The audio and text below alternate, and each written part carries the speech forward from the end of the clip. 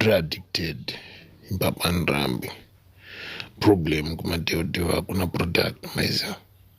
saka ndotounzirwa nakevi.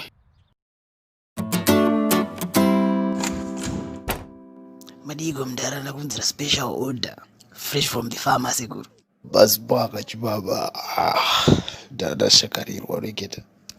unaonezwa ni polisi Amaya unongwaziva ofisa mchaya kuti vanopenga ndangowapa mari yedringo weza kevi mfano wangu manje takakura tese mazuva ndaigara kugeto arikugara namai vake mutaro wake ameno kwaari saka anongopota achindiunzira product pateni totomburowa tese but mfano wangu ane problem one kana ndzamubata anotaura nyaya dzenhema kwete mbichana. ndakakuudzai yakatambika pateni pangu nezuro Maya chii chakaitika? cha ndakamuka chinelazi kuma12 ndanzwa noise wanika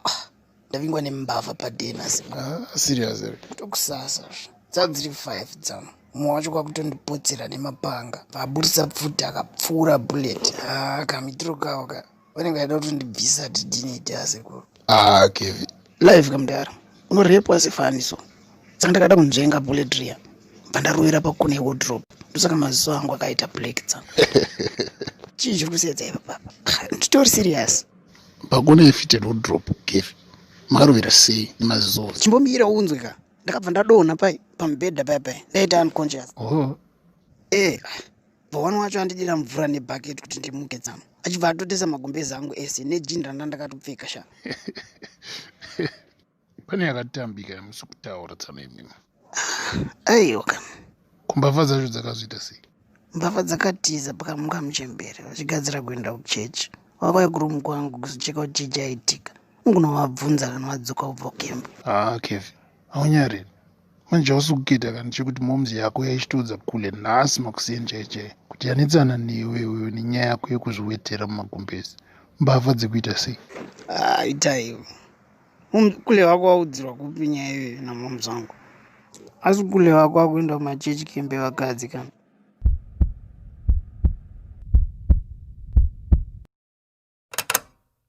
kana uchidao kuzinga seindi chikuda te